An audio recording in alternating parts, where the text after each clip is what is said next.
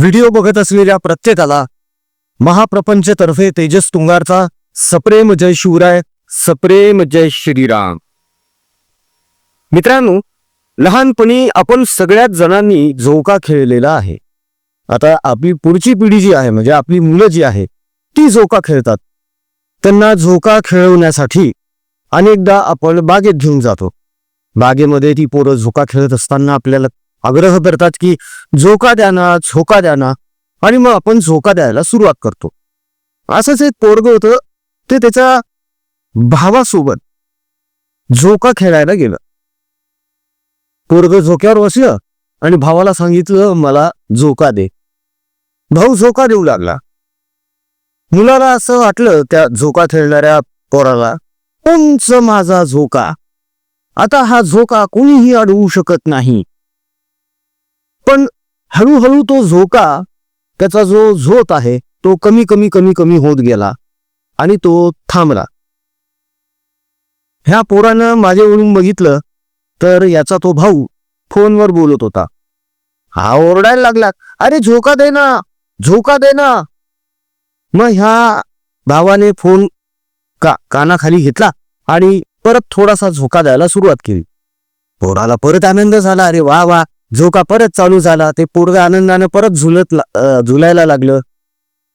काही क्षणानं परत झोका थांबला. हा परत ओरडायला लागला, झोका दे ना, झोका दे ना. मग फोनवर बोलता बोलताच त्या भावानं पायानं झोका द्यायला सुरुवात केली. एका पायानं ढकललं. झोका परत थोडा पुढे गेला. याला परत आनंद झाला की चला झोका चालू झालेला आहे. झोका काही वेळानं परत थांबला. हा ओरडायला लागला, झोका दे ना, झोका दे ना. झोका काही मिळालाच नाही. मग याने मागे वळून बघितलं. बघतो तर काय, फोनवर बोलत असलेला आपला भाऊ जो आपल्याला झोका देत होता तो तिथे नाहीच आहे. तो तिथून गायब झाला. आता कोण झोका देणार? कल्पना करा, झोक्यावर बसलेलं ते पोरग म्हणजे उद्धव ठाकरे आणि फोनवर बोलत झोका देणारा तो भाऊ म्हणजे राजसाहेब ठाकरे. विषय गंभीर आहे, महत्वाचा आहे, म्हणून आज तुमच्या समोर मांडायचा आहे. कल्पना तुम्हाला आलीच असेल की नेमकं कोणत्या दृष्टिकोनातून आजचा विषय जाणार आहे, कोणत्या आशयातून आजचा विषय जाणार आहे. तेव्हा मूळ मुद्द्याला, मूळ विषयाला सुरुवात करण्या अगोदर छोटीशी विनंती. मित्रांनो, गेल्या काही दिवसांपूर्वी ऍक्सिडेंट झालेला होता, त्यातून बाहेर पडलोय. बोलण्याची प्रॅक्टिस चालू केलेली आहे. परत थोडं हळूहळू बोलावं लागतंय. जीभ जर कुठे अडखळली तर सांभाळून घ्या. मूळ मुद्दा सुरू करण्या अगोदर नेहमीप्रमाणे विनंती आहे, छत्रपती संभाजीनगर येथील गव्हर्नमेंट कॅन्सर हॉस्पिटल येथे आपण जी रुग्णसेवा देतो त्याचा आता पुढचा टप्पा आपण सुरू करत आहोत. निकषांमध्ये जे रुग्ण बसत नाही, त्यांचा उपचार होत नाहीये, त्यांच्या उपचारांची जबाबदारी आपण घेत आहोत. सोबतच त्यांचे जे नातेवाईक, ज्यांच्याकडे जेवायला पैसे नाहीयेत, राहायला जागा नाहीये, अशांसाठी एक त्याच परिसरामध्ये छोटंसं शेल्टर बांधू, ऊन, वारा, पाऊस, थंडी यापासून त्यांचं संरक्षण व्हावं यासाठी एक जागा उपलब्ध करायची आणि त्यांच्या जेवणाची भ्रांत सोडवायची. उपक्रम मोठा आहे, खर्चिक आहे, मात्र आम्हाला पूर्ण विश्वास आहे की आपला हा दानी परिवार नक्कीच हिरिरीने पुढे येईल. प्रभू श्रीरामाचं नाव घेऊन मन मोठं करा मित्रांनो, आणि या सत्कर्मामध्ये, रुग्णसेवेमध्ये, ईश्वर सेवेमध्ये आपलं बहुमूल्य योगदान देऊन त्या सर्वांना याची जाणीव करून द्या की माणुसकी अजूनही जिवंत आहे. दिल्या गेलेल्या जीपे, फोन पे क्रमांकावर तुमच्या इच्छेनुसार, तुमच्या मर्जीनुसार तुम्हाला जे योगदान द्यावं वाटतं, जो सहकार्य निधी पाठवावा वाटतो, तो अवश्य पाठवा. ट्रान्झॅक्शन केल्यानंतर त्याचा स्क्रीनशॉट आम्हाला व्हॉट्सअपवर नक्की शेअर करा, म्हणजे त्याचा ट्रॅक रेकॉर्ड ठेवता येईल, त्याची पावती बनवता येईल. जे आजपर्यंत आपण सलग करत आलेलो आहोत, आपल्याकडे प्रत्येक गोष्टीचा रुपयाचा हिशोब आहे. खात्री बाळगा, तुमचा एक एक रुपया या सत्कर्मामध्येच लागत आहे. मित्रांनो, त्या रुग्णांना आर्थिक मदतीसोबतच मानसिक आधार देणं देखील गरजेचं आहे. त्यांच्या घरच्यांना सुद्धा, त्यांच्या शुश्रूषा करणाऱ्यांना सुद्धा. तेव्हा कळकळीची विनंती मित्रांनो, मन मोठं करून पुढे या आणि सहकार्य करा. आता मूळ मुद्दा, मूळ विषय सुरू करूया. उद्धव ठाकरे आणि राजसाहेब ठाकरे म्हणजे उबाठा आणि मनसे यांची युती होणार याची चर्चा अनेक महिन्यांपासून रंगत आहे. मध्यंतरी अनेक बातम्या आल्या सुद्धा की होय 100% युती होणार, मात्र काही जागांवरचा तिढा अजूनही सुटलेला नाहीये. आता कालची बातमी अशी आहे की राज ठाकरे, संजय राऊत आणि बाळा नांदगावकर यांच्यात अत्यंत महत्वाची चर्चा आहे. आमच्या मनामध्ये एक प्रश्न आला, जर युती राजसाहेब ठाकरे आणि उद्धव ठाकरे यांना करायची आहे तर मग संजय राऊत तिथं काय करत होते? उद्धव ठाकरेंना यायला काय झालं होतं? म्हणजे नेहमीप्रमाणेच उद्धव ठाकरे पूर्वपदावर आलेत का, की कोणाला भेटायचं नाही, कोणाचे फोन उचलायचे नाही, निरोप पाठवायचा असेल तर आपले हे असे सांगावे पाठवणारे सांकामे पाठवायचे, असं काहीसं परत उद्धव ठाकरे यांनी सुरू केलेलं आहे की काय? राज ठाकरे यांनी आजपर्यंत कुठल्याही पत्रकार परिषदेमध्ये या युतीबद्दल उघड भाष्य केलेलं नाही. उद्धव ठाकरे जरी कितीही वेळा बोलत असले की होय आम्ही एकत्र आलेलो आहोत, मराठी माणसासाठी, महाराष्ट्रासाठी एकत्र आलेलो आहोत आणि एकत्र आलो आहोत ते एकत्र राहण्यासाठीच आलेलो आहोत. संजय राऊत तर रोजच बोलतायत की होय युती झाली, युती झाली, युती झाली, मात्र मनसेकडून, राजसाहेबांकडून या बाबतीमध्ये अजूनही काहीही भाष्य केलं गेलेलं नाही आहे. नुकताच राजसाहेब ठाकरे यांनी मुंबईतल्या मनसेच्या शाखांचा दौरा केला. नगरपंचायत आणि नगर परिषदेच्या निवडणुकांचा निकाल आलेला आहे, ज्यामध्ये उबाठा नेस्तनाबूत होण्याच्याच मार्गावर आहे. 8 जण निवडून आलेत फक्त. ही अत्यंत लाजिरवाणी गोष्ट आहे. महाराष्ट्र विधानसभा 2024चा जो निकाल लागला तसाच काहीसा निकाल या नगरपंचायत आणि नगर परिषदांचा लागलेला आहे. अपेक्षेनुसार भारतीय जनता पक्ष सगळ्यात मोठा पक्ष ठरला, त्या खालोखाल शिंदे सेना, त्या खालोखाल राष्ट्रवादी काँग्रेस अजित पवार गट, आश्चर्यकारकरित्या त्यानंतर काँग्रेस, मग शरदचंद्र पवार, मग उबाठा. मनसेबद्दल तर बोलायलाच नको. मनसेपेक्षा इतरांना जास्त मत आहे, म्हणजे इतर जे असतात ना त्यांना जास्त आहे जागा. आता अशा परिस्थितीमध्ये पूर्ण महाराष्ट्रभर जर यांची अशी अवस्था आहे तर हे नेते अवलोकन करत नसतील का? उद्धव ठाकरेंच्या बाबतीमध्ये आपण सिंहावलोकन केलं जाऊ शकतं हा विचार करणंच दुरापास्त आहे. मात्र राज ठाकरेंचं तसं नाहीये. राज ठाकरे हे बऱ्यापैकी विचार करणारे नेते आहेत आणि कदाचित म्हणूनच आतापर्यंत राजसाहेब ठाकरे यांनी एकदाही या बाबतीत उघड भाष्य केलेलं नाहीये. आता तो फोनवरचा जो किस्सा आम्ही सांगितला की झोका देता देता राजसाहेब फोनवर बोलत होतो, त्याच बाबतीमध्ये एक गोष्ट मनामध्ये अशी आली जी महाराष्ट्र नवनिर्माण सेनेच्याच एका पूर्व पदाधिकाऱ्यासोबत चर्चा करताना लक्षात आली की गेल्या अनेक दिवसांपासून शिंदे गटातर्फे कुठलाही नेता राजसाहेबांच्या भेटीला गेलेला नाहीये. भाजपतर्फे सुद्धा कुठलाही नेता राजसाहेबांच्या भेटीला गेलेला नाहीये. यांच्या भेटीच झाल्या नाही. हे कोणीही शिवतीर्थावर गेले नाही किंवा इतर कुठल्या कार्यक्रमांमध्ये सुद्धा यांच्या भेटी झालेल्या नाहीये. पण याचा अर्थ असा नाही ना की यांच्यामध्ये संभाषणच नाहीये. 7 समुद्रापलीकडे बसलेला डोनाल्ड ट्रम्प जर फोनवर नरेंद्र मोदींशी बोलू शकतो, तर मुंबईतल्या मुंबईत आशिष शेलार किंवा उदय सामंत यांच्यासारखे नेते राजसाहेबांशी फोनवर बोलू शकत नाहीत का? की राजसाहेबांनी उद्धव ठाकरे यांच्यामुळे आपले सगळे मोबाईल स्विच ऑफ करून ठेवले? असं होणं तर शक्यच नाहीये. बरं चला मान्य, राजसाहेबांनी सगळे मोबाईल स्विच ऑफ करून ठेवले स्वतःचे. पण अमित ठाकरेंचा तर चालूच आहे ना मोबाईल नंबर, बाळा नांदगावकरांचा चालूच आहे, संदीप देशपांडेंचा चालू आहे, असंख्य कार्यकर्ते आजूबाजूला त्यांचे मोबाईल नंबर चालू आहेत. आणि ह्या सगळ्यांचे नंबर सगळ्यांकडे असतात.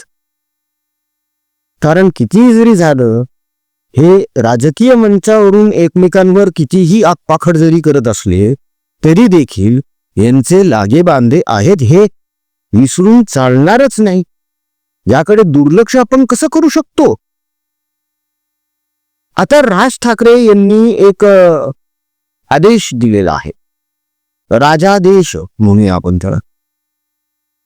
आणि तो फक्त मनसेच्या लोकांना दिलेला नाहीये, तर तो उबाठाच्या नेत्यांना सुद्धा दिलेला आहे की जादा वाटपावरून रस्सी खेच करू नका, ताणतणाव करू नका.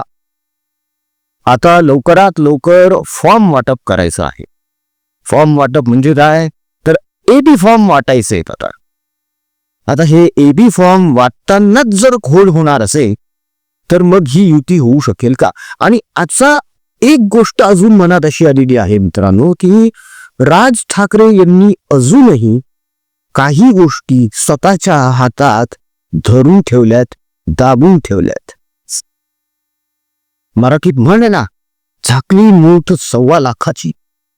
तसं काहीसं राजकारण राज ठाकरे करत आहेत का, असा प्रश्न उपस्थित होतो.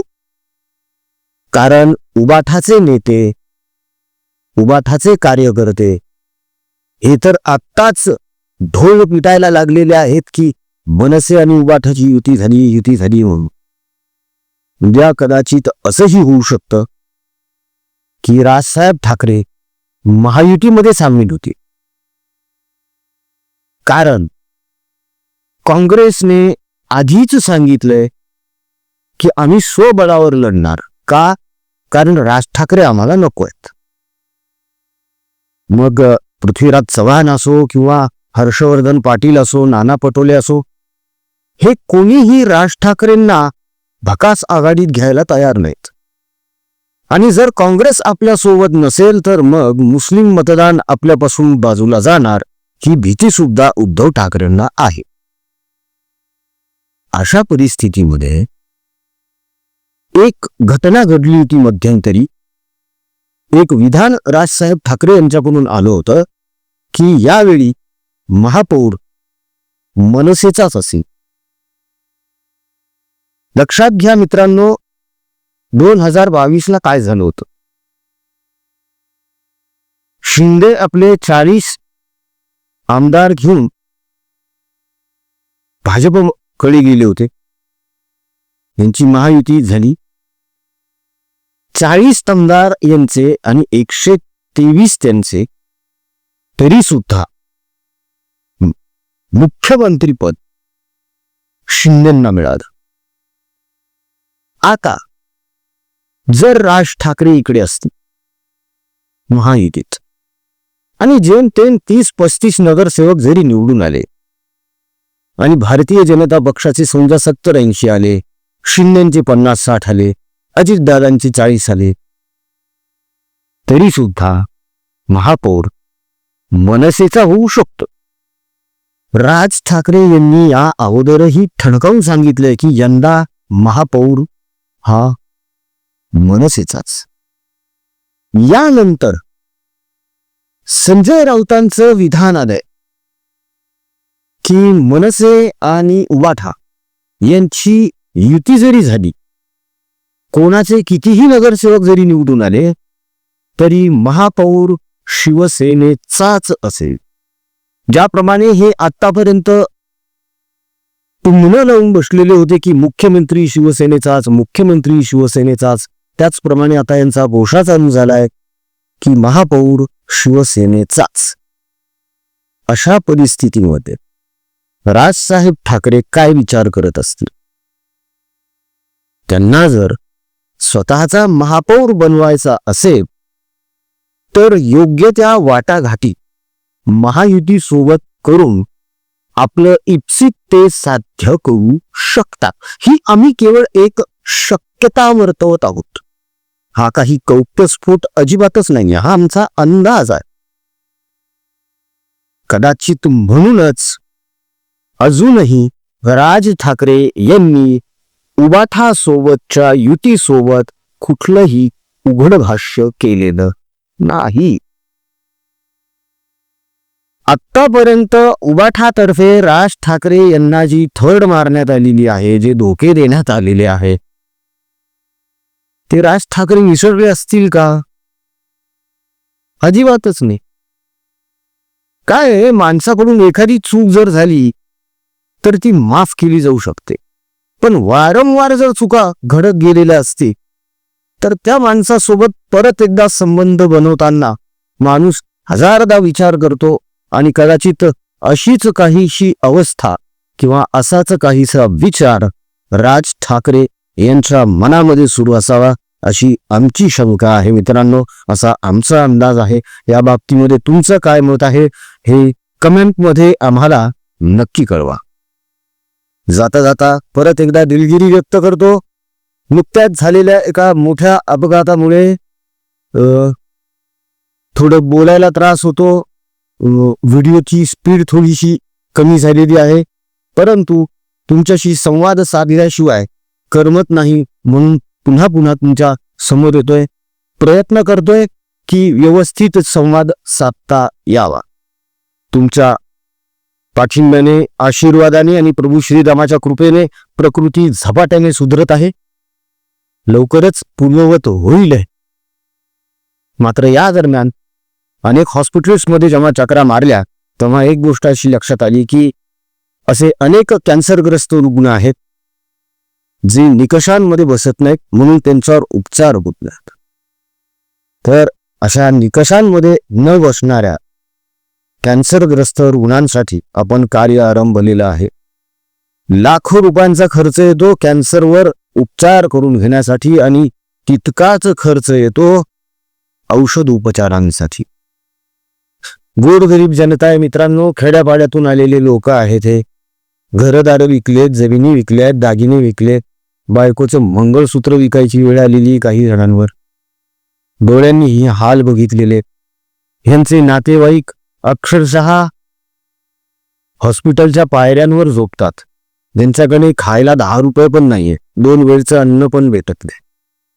आपल्याला फक्त एवढंच करायचंय की त्या निकषांमध्ये न बसणाऱ्या रुग्णांच्या उपचाराची सोय करायची आहे, औषधांची सोय करायची आहे आणि त्यांच्या नातेवाईकांसाठी ऊन, वारा, पाऊस, थंडी यापासून संरक्षण होईल असे शेल्टर बांधायचे.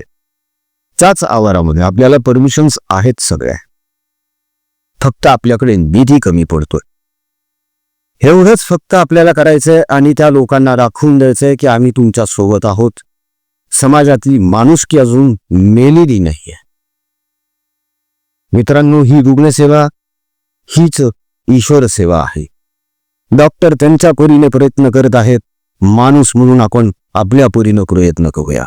तेव्हा दिल्या गेलेल्या जीपे, फोनपे क्रमांकावर तुमच्या इच्छेनुसार, मर्जीनुसार तुम्हाला जे काही ट्रान्झॅक्शन करावं वाटतंय, जो मदत निधी पाठवावा वाटतो, अवश्य पाठवा मित्रांनो.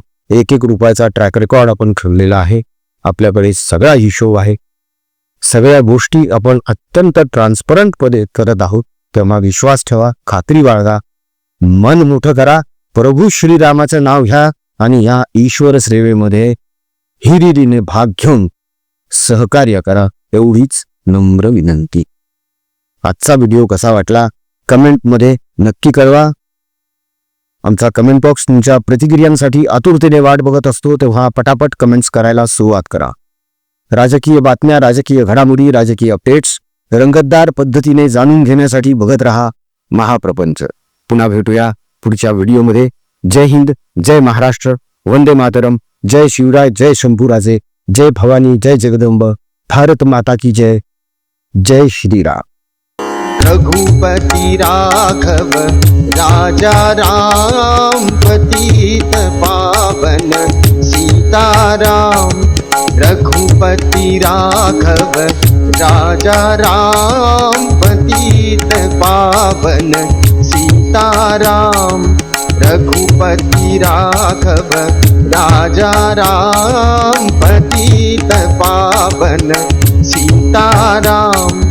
सुंदर विग्रह मेघ श्याम, गंगा तुलसी शालिग्राम. सुंदर विग्रह मेघ श्याम, गंगा तुलसी शालिग्राम.